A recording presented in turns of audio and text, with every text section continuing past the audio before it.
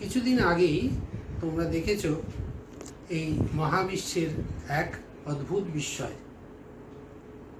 সূর্যগ্রহণ।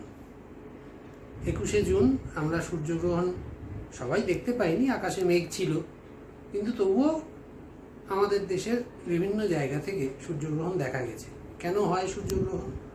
যখন সূর্য, চাঁদ এবং পৃথিবী একই সরলরেখায় অবস্থান করে। শুধু তাই করলেই হবে না, প্রত্যেকটা চাকতি প্রত্যেকটার সঙ্গে মিলতে হবে। এটাই হচ্ছে মহাবিশ্বের আরেকটা বিরাট বিস্ময়ের ব্যাপার। তো এই নিয়ে মহাবিশ্ব এবং তার মধ্যে যে সৌরজগৎ, এই নিয়ে আমরা একটা প্রাথমিক আলোচনা ক্লাস 6-এ থাকাকালীন করেছি। আকাশ ভরা সূর্য, তারা, আবর্তন, এই দুটি অধ্যায়ের মাধ্যমে আমরা এই সম্বন্ধে একটা প্রাথমিক ধারণা তৈরি করতে পেরেছি। আমাদের আজকের বিষয় হচ্ছে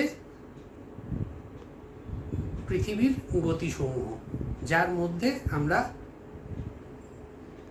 সৌরজগতে পৃথিবী সহ অন্যান্য গ্রহের অবস্থান এবং পৃথিবীর আবর্তন নিয়ে আলোচনা করব।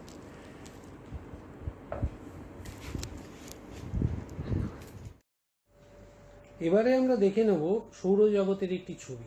একদম বাঁদিকে হলুদ যে অংশটা, সেটা হচ্ছে সান বা সূর্য।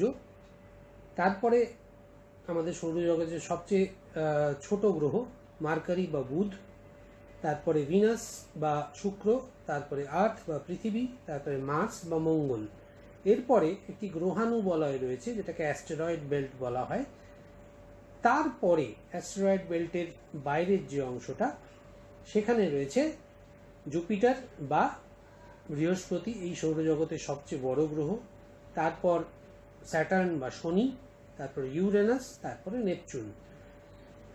জুপিটার, স্যাটার্ন, ইউরেনাস, নেপচুন, অর্থাৎ বৃহস্পতি, শনি, ইউরেনাস, নেপচুন, এই চারটি হচ্ছে বহিস্থ গ্রহ, এবং বুধ, শুক্র, পৃথিবী এবং মঙ্গল, এই চারটি হচ্ছে অন্তঃস্থ গ্রহ। প্রত্যেকটি গ্রহের সঙ্গে ব্র্যাকেটে যে কিমিতে বা মাইলে যে মাপটা দেওয়া হচ্ছে, সেটা হয়েছে গ্রহগুলির ব্যাস। এবারে এসো আমরা দেখে নিই সৌরজগৎ এবং তার মধ্যে যে গ্রহগুলি রয়েছে, সেই গ্রহগুলি সম্পর্কে কিছু বিশেষ গুরুত্বপূর্ণ তথ্য। যেমন এখানে আমরা দেখতে পাচ্ছি যে মোট গ্রহ সংখ্যা 13।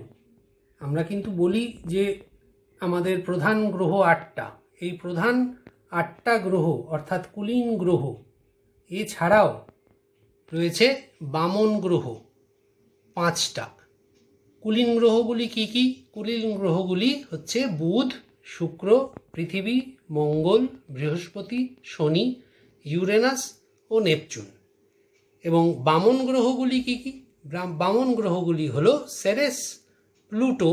আমরা জানি প্লুটো এক সময় আমাদের এই কুলীন গ্রহের মধ্যেই ছিল, কিন্তু যেহেতু প্লুটোর অন্য কোনো গ্রহকে, তার অন্য কোনো গ্রহ বা অন্য কোনো মহাজাগতিক বস্তুকে তার কক্ষপথ থেকে সরানোর ক্ষমতা নেই, তাই তাকে বামন গ্রহ বলা হয়েছে। তাই সেরেস, প্লুটো, হাউমেয়া, মাকেমাকে এবং এরিস, এই 5টি হচ্ছে বামন গ্রহ। এবার আমরা দেখি কুলীন গ্রহগুলি সম্পর্কে সংক্ষিপ্ত কিছু তথ্য। যেমন শুক্র গ্রহের পরিক্রমণের থেকে আবর্তনে বেশি সময় লাগে, অর্থাৎ শুক্র গ্রহের 1 বছরের থেকে 1 দিন বেশি। তারপরে আমরা দেখতে পাচ্ছি পৃথিবী ও মঙ্গলের আবর্তনের সময় প্রায় একই সময় নিয়ে এই দুটি গ্রহ আবর্তন করে। শুক্র এবং ইউরেনাস বাদে সকল গ্রহ পশ্চিম থেকে পূর্বে আবর্তন করে। শুক্রের আবর্তন হচ্ছে পূর্ব থেকে পশ্চিমে, তার কারণ তার অক্ষ হেলে আছে 177 ডিগ্রি 22 মিনিট কোণে। ইউরেনাসের আবর্তন দক্ষিণ থেকে উত্তরে, তার কারণ এর অক্ষ হেলে আছে 97 ডিগ্রি 46 মিনিট কোণে। বৃহস্পতি একবার আবর্তন করতে সবচেয়ে কম সময় নেয়। কি আশ্চর্য বিষয়! সবচেয়ে বড় গ্রহ, বিশাল তার চেহারা, অথচ আবর্তন করতে তার সবচেয়ে কম সময় লাগে। আর সূর্য থেকে দূরত্ব যত বেশি, পরিক্রমণের বেগ তত কম। তার কারণ হচ্ছে মহাকর্ষের তত্ত্ব অনুযায়ী সূর্য থেকে যে যত দূরে থাকবে তার আকর্ষণ তত কম হবে। এই মহাবিশ্বের এবং সৌরজগতের অপার রহস্য নিয়ে মানুষের চিরকালই প্রচুর জিজ্ঞাসা। তাই প্রাচীনকাল থেকেই এই নিয়ে অনেক পড়াশোনা, অনেক ধরনের গবেষণা মানুষ করে আসছে।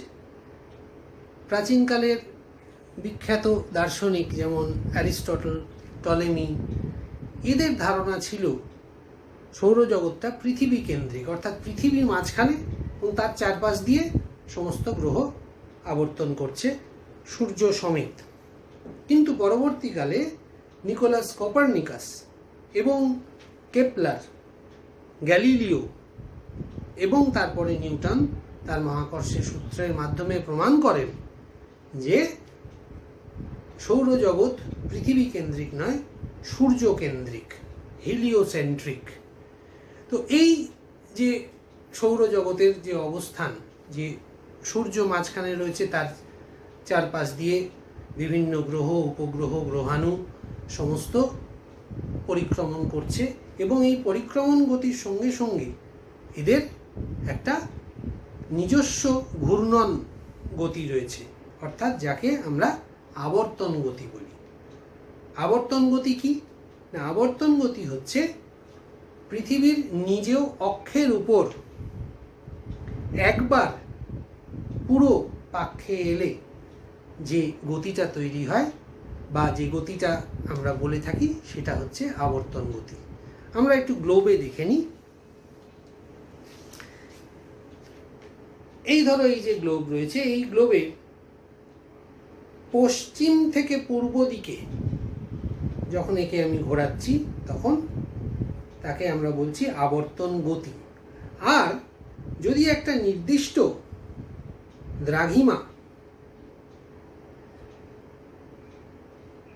একবার ঘুরে এসে আবার তার পূর্বের অবস্থানে পৌঁছয়, তাহলে আমরা বলি সেটা হচ্ছে একটা দিন। যদি সেটা সূর্যের সাপেক্ষে হয় তাহলে সেটা হচ্ছে সৌরদিন। আর যদি সেটা কোনো দূরের নক্ষত্রের সাপেক্ষে হয় বা নক্ষত্রকে কেন্দ্র করে হয় তাহলে সেটা হচ্ছে নক্ষত্র দিন। সৌরদিন হচ্ছে 24 ঘন্টা, অর্থাৎ একটা নির্দিষ্ট দ্রাঘিমা, যদি এই দ্রাঘিমাটা আমরা ধরি, ভারতের ওপরে যদি আমরা দ্রাঘিমাটাকে ধরি, তাহলে এইটা যদি ঘুরে আবার সেই পূর্বের অবস্থানে আসতে চায় সৌরদিন অনুযায়ী, সেটা 24 ঘন্টা পরে হবে। আর নক্ষত্র দিন অনুযায়ী সেটা হবে 23 ঘন্টা 56 মিনিট 4 সেকেন্ড।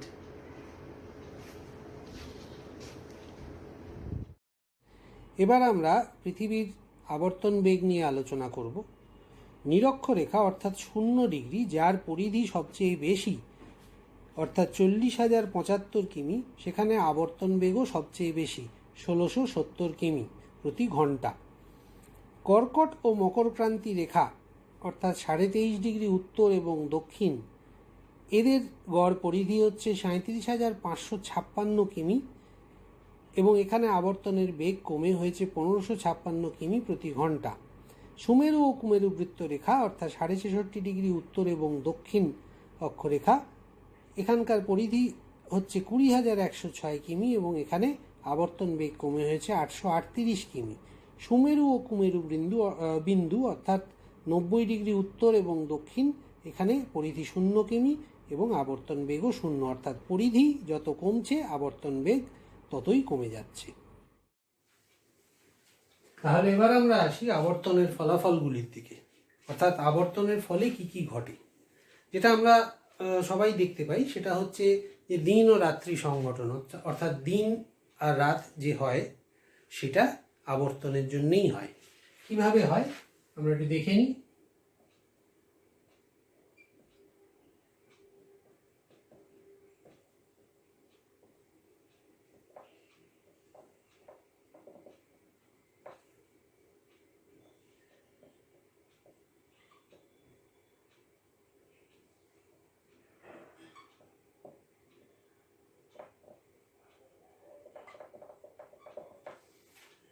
কিভাবে হয় না, যখন পৃথিবী পশ্চিম থেকে পূর্ব দিকে ঘুরছে বা আবর্তন করছে, তখন পৃথিবীর যে যে অংশগুলি সূর্যের আলোর সামনে আসছে সেই অংশগুলি আলোকিত হয়ে উঠছে, এবং আলোকিত হয়ে ওঠার ফলে সেখানে দিন হচ্ছে। আবার সেই অংশটি যখন ঘুরতে ঘুরতে বা আবর্তন করতে করতে যখন সূর্যের আলোক রশ্মির পরিধির বাইরে বেরিয়ে যাচ্ছে, তখন সেখানে অন্ধকার হয়ে যাচ্ছে, অর্থাৎ সেখানে রাত হচ্ছে। কিভাবে হচ্ছে?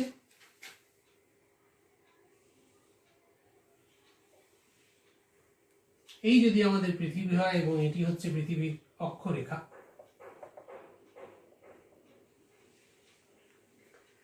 এদিক থেকে যদি সূর্য রশ্মি পড়ে,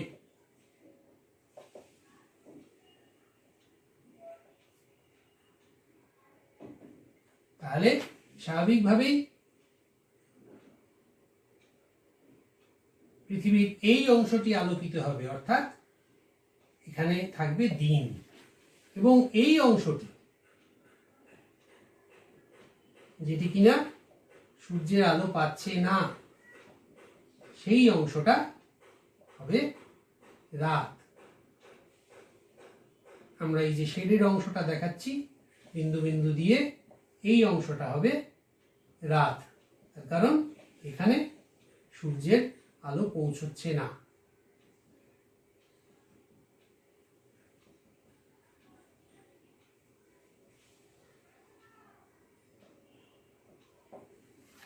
এবং এই যে বৃত্তটা, যেটা এই দিন এবং রাতের মধ্যে পার্থক্য তৈরি করছে, বা দিন এবং রাতের যে সীমারেখা, সেটাকে আমরা বলি ছায়াবৃত্ত।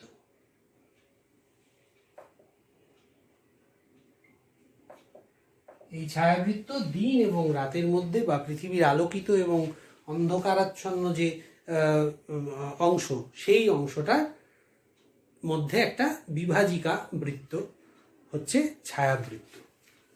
এবার পৃথিবীর যে অংশটি বা যে স্থানটি রাত থেকে দিনের দিকে এগিয়ে এলো, কিন্তু তখনও সূর্যোদয় হয়নি, সূর্য ওঠেনি, কিন্তু সূর্যের যে বিচ্ছুরিত আলো, তার দ্বারা আকাশ পরিষ্কার হয়ে গেছে, সেই অবস্থাকে আমরা বলি উষা। আবার একইভাবে সেই জায়গাটি যখন দিন থেকে রাতের দিকে এগিয়ে যাচ্ছে, সূর্যাস্ত হয়ে গেছে, কিন্তু তখনও আকাশে আলো রয়েছে, তাকে বলি গোধূলি।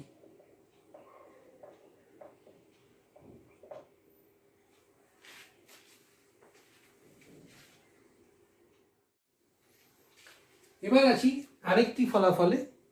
পৃথিবীর ওপরে যে বায়ু এবং সমুদ্র স্রোত রয়েছে, সেগুলি কখনোই সোজা পথে যায় না। কেন যায় না? ওই আবর্তনের কারণে। তাহলে আমরা দেখি দ্বিতীয় যে পয়েন্ট, সেটা হচ্ছে বায়ু ও সমুদ্র স্রোতের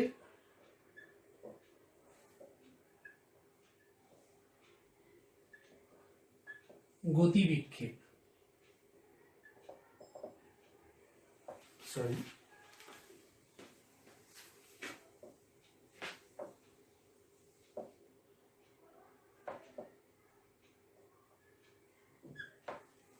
এখানে কি হয় না, পৃথিবীর আবর্তনের জন্য একটি বল তৈরি হয়। সেই বলটি কি? কোরিওলিস বল।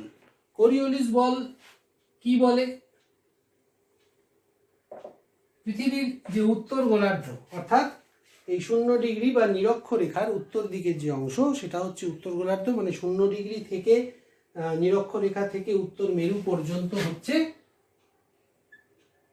উত্তর গোলার্ধ, এবং 0° বা নিরক্ষরেখা থেকে দক্ষিণ মেরু বা 90° দক্ষিণ পর্যন্ত হচ্ছে দক্ষিণ গোলার্ধ। এখানে আমরা কি দেখি যে বায়ু বা সমুদ্র স্রোত বা যে কোনো স্বাধীনভাবে প্রবহমান কোনো বস্তু, সেটা কখনোই সোজাভাবে প্রবাহিত হয় না। উত্তর গোলার্ধে সেটি ডান দিকে বেঁকে প্রবাহিত হয়,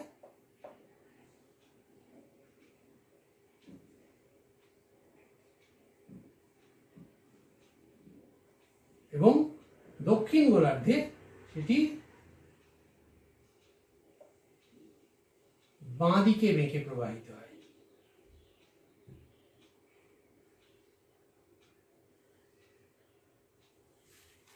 সুতরাং কোরিওলিস সূত্রের কোরিওলিস বলের প্রভাবে পৃথিবীর উপরে সমুদ্র স্রোত এবং বায়ুর গতিবিক্ষেপ ঘটে। এরপরে আমরা দেখি তৃতীয় যে গুরুত্বপূর্ণ ফলাফল, সেটি হচ্ছে জোয়ার ভাটা সংঘটন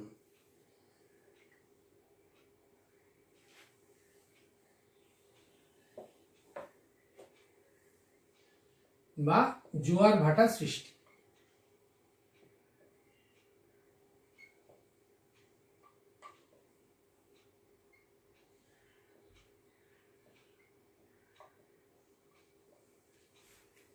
জোয়ার ভাটা কি না, মূলত চন্দ্রের আকর্ষণে এবং সূর্যের আকর্ষণেও বটে পৃথিবীর যে জলরাশি সেটা যখন ফুলে ওঠে তখন তাকে বলে জোয়ার, এবং তার বিপরীত অবস্থা যখন জলরাশি অনেকটা নেমে যায় তখন তাকে বলা হয় ভাটা। তো দিনে একদিনে পুরো নয়, 24 ঘন্টা 52 মিনিটে দুবার জোয়ার এবং দুবার ভাটা হয়। কেন হয় না, পৃথিবীর আবর্তনের কারণে যখন পৃথিবীর যে অংশ চাঁদের সামনে এসে পৌঁছয়, যেহেতু চাঁদ আমাদের অনেক কাছে, সেই জন্য চাঁদের আকর্ষণটা বেশি আমাদের উপরে প্রভাব ফেলে। সূর্যের আকর্ষণও রয়েছে তার সঙ্গে।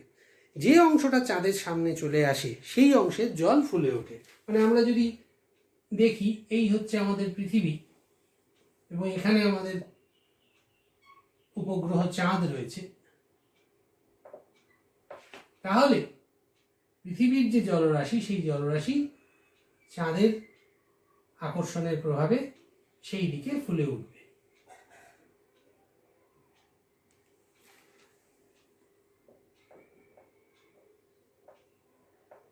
যে অংশটি ফুলে উঠবে তাকে আমরা বলবো জোয়ার, এবং যে অংশটি থেকে জল জোয়ারের অঞ্চলে গিয়ে পৌঁছবে সেই অংশটি হবে ভাটা। অর্থাৎ এইটি হচ্ছে জোয়ার এবং এই অংশটি হচ্ছে ভাটা। আমরা একটা জিনিস লক্ষ্য করবে, এই ছবিতে যদি মন দিয়ে দেখো তাহলে একটা জিনিস লক্ষ্য করবে, চাঁদের দিকের অংশের জল ফুলে উঠেছে, কিন্তু তার বিপরীত দিকের অংশের জলও ফুলে উঠেছে। এদিকে তো চাঁদ নেই, তাহলে এদিকে কি হচ্ছে? এদিকে পৃথিবীর আবর্তনের জন্য যে কেন্দ্রাতিক বল তৈরি হয়, সেই কেন্দ্রাতিক বলের প্রভাবে, কেন্দ্রাতিক বল কি করে, কোনো কেন্দ্র থেকে যে কোনো জিনিসকে আবর্তনের ফলে বাইরের দিকে ছিটকে দেওয়ার একটা প্রবণতা তৈরি হয়। তো সেই প্রভাব জলের ওপরেও পড়ে। সুতরাং এই দিকে একটা জোয়ার হচ্ছে যেমন, তার ঠিক বিপরীত দিকেও আবার আরেকটি জোয়ার হচ্ছে, সেটি কেন্দ্রাতিক বলের প্রভাবে। কিন্তু ওই জোয়ারটির মতন এত শক্তিশালী নয়, তাই এটি হচ্ছে গৌণ জোয়ার, এবং চাঁদের প্রভাবে যে জোয়ারটি হচ্ছে সেটি হচ্ছে মুখ্য জোয়ার। অর্থাৎ এই দিকে যে জোয়ার হচ্ছে সেটা পৃথিবীর আবর্তনের জন্য চাঁদের সামনে যখন এসে পড়লাম তখন চাঁদের আকর্ষণের প্রভাবে জোয়ার হচ্ছে এবং তার সঙ্গে কেন্দ্রাতিক বল, আর তার ঠিক বিপরীত দিকে হচ্ছে শুধু কেন্দ্রাতিক বলের প্রভাবে গৌণ জোয়ার। এবার দেখি আর যে ফলাফলগুলি রয়েছে।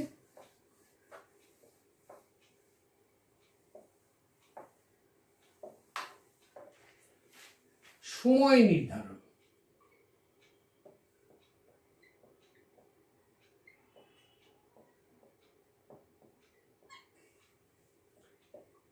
এই আবর্তনের জন্যই আমরা সময় সম্পর্কে ধারণাটা করতে পেরেছি।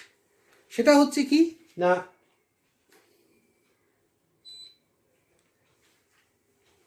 সেটা হচ্ছে যে পৃথিবী আবর্তন করে একবার পুরো একটা বৃত্তাকার আবর্তন করে, অর্থাৎ 360 ডিগ্রি ঘোরে। এবার এই 360 ডিগ্রি কতক্ষণে ঘোরে না, 24 ঘন্টায় ঘোরে। 360 ডিগ্রি যদি 24 ঘন্টায় পৃথিবী আবর্তন করে, 24 ঘন্টা অর্থাৎ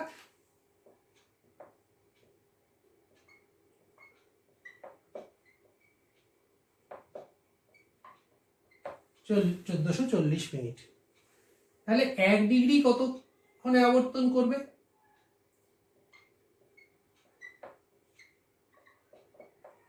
অর্থাৎ 4 মিনিট। তাহলে প্রতি 1 ডিগ্রি আবর্তন করতে পৃথিবীর সময় লাগে 4 মিনিট। তো এইভাবেই আমরা সময়ের ধারণা তৈরি করতে পেরেছি এবং সেটার জন্য আবর্তন আমাদের কাজে লাগে। এছাড়া আরেকটা যেটা খুব বড় বিষয়, সেটা হচ্ছে পৃথিবীর আবর্তনের জন্যই দিন রাত্রি হয় এবং তার জন্যই আমরা পৃথিবীর উপরে তাপের একটা ভারসাম্য রক্ষা করতে পারি। যদি আবর্তন না থাকতো তাহলে কি হতো না, একটাই দিকে আলো পড়তো আর একটা দিক সবসময় অন্ধকার থাকতো। তাহলে কি হতো, যে দিকটায় শুধু আলো পড়তো সেই দিকটা সবসময় ভীষণ গরম হয়ে থাকতো এবং আরেকটি দিক ভীষণ ঠান্ডা হয়ে থাকতো। এইরকম অবস্থায় জীবজগৎ সৃষ্টি হতে পারতো না। তাই আবর্তন হয় বলেই জীবজগৎ তৈরি হতে পেরেছে। পৃথিবীর আবর্তনের প্রভাব পড়েছে পৃথিবীর আকৃতির উপরেও। আবর্তনের ফলে উৎপন্ন যে কেন্দ্রাতিক বল, সেই কেন্দ্রাতিক বলের প্রভাবে পৃথিবীর নিরক্ষীয় ব্যাস 12,757 বা 56 কিমি এবং মেরু ব্যাস 12,714 কিমি, অর্থাৎ নিরক্ষীয় ব্যাস মেরু ব্যাসের তুলনায় 42 থেকে 43 কিলোমিটার বেশি। একইভাবে নিরক্ষীয় পরিধি 40,075 কিমি এবং মেরু পরিধি 40,008। এবারে আমরা পৃথিবীর অক্ষের হেলানো অবস্থান ও তার গুরুত্ব নিয়ে আলোচনা করব। পৃথিবীর অক্ষ উল্লম্ব রেখার সঙ্গে 23.5 ডিগ্রি কোণে হেলে রয়েছে এবং তার কক্ষতলের সঙ্গে 66.5 ডিগ্রি কোণে হেলে রয়েছে। এটা যদি আমাদের উল্লম্ব রেখা হয় তাহলে তার সঙ্গে পৃথিবীর অক্ষ 23.5 ডিগ্রি কোণে হেলে রয়েছে এবং এটা যদি আমাদের কক্ষতল হয়, পৃথিবীর কক্ষতল হয়, তাহলে তার সঙ্গে 66.5 ডিগ্রি কোণে হেলে রয়েছে। তো এর ফলে কি ঘটে?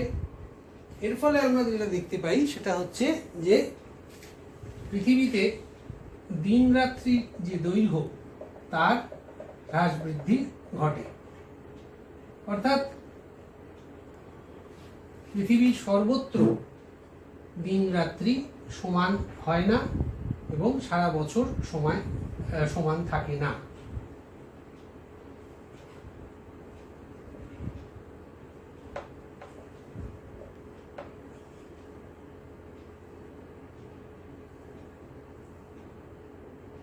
এটা যদি আমরা ধরে নিই যে পৃথিবীর নিরক্ষ রেখা 0 ডিগ্রি,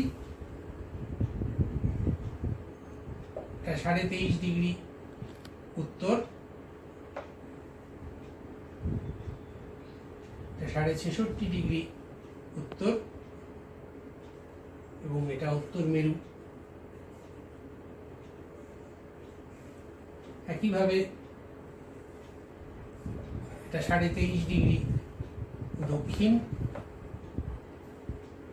এটা 66.5 ডিগ্রি দক্ষিণ এবং এটা দক্ষিণ মেরু। এখানে যদি আমরা দেখি, যদি এদিক থেকে সূর্যের আলো পড়ে,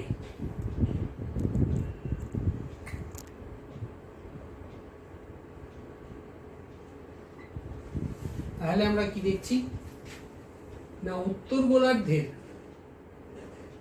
গোলার্ধ অর্থাৎ এই যে অংশটি, উত্তর গোলার্ধে দিন ছোট, রাত বড়।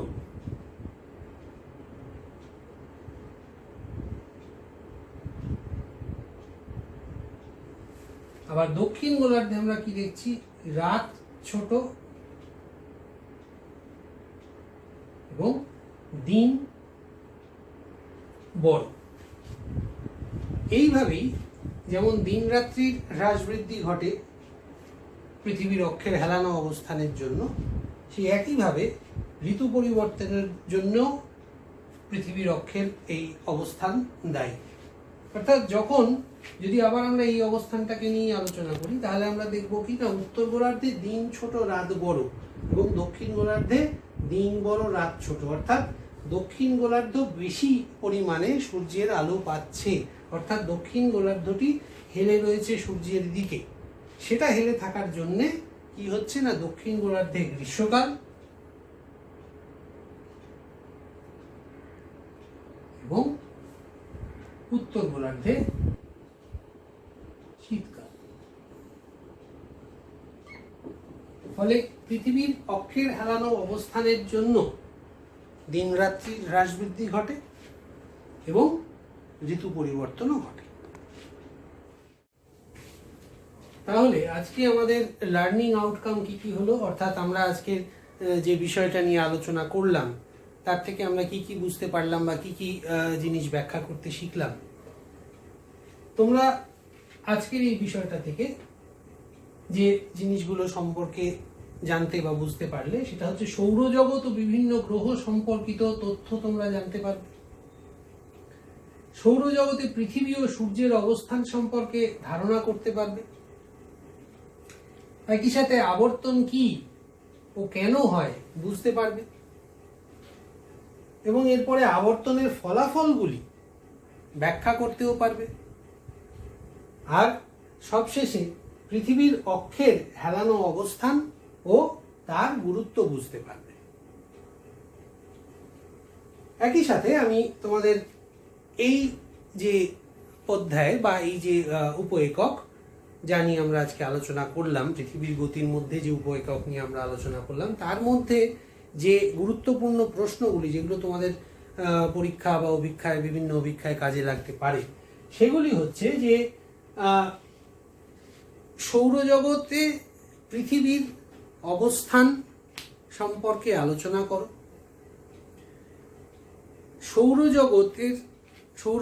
সৌরজগৎ যে পৃথিবী কেন্দ্রিক, এই ধারণা প্রথম কে দেন? আবর্তন কি বা আবর্তন কাকে বলে বা আবর্তনের সংজ্ঞা কি? সৌরদিন এবং নক্ষত্র দিনের মধ্যে পার্থক্য কি? পৃথিবীর গতিবেগ সর্বত্র সমান নয় কেন? আবর্তনের ফলাফলগুলি ব্যাখ্যা করো বা আবর্তনের ফলাফলগুলি চিত্রসহ ব্যাখ্যা করো। এবং পরিশেষে পৃথিবীর অক্ষের হেলানো অবস্থান ও তার গুরুত্ব সংক্ষেপে আলোচনা করো, বা এমনভাবেও বলা যেতে পারে যে পৃথিবীর অক্ষের অবস্থান কি প্রকার বা কি রূপ। এবং আরেকটি প্রশ্ন হতে পারে যে পৃথিবীর অক্ষের হেলানো অবস্থানের ফলে কি কি ঘটে বা পৃথিবীর অক্ষের হেলানো অবস্থানের ফলাফল কি। Thank you.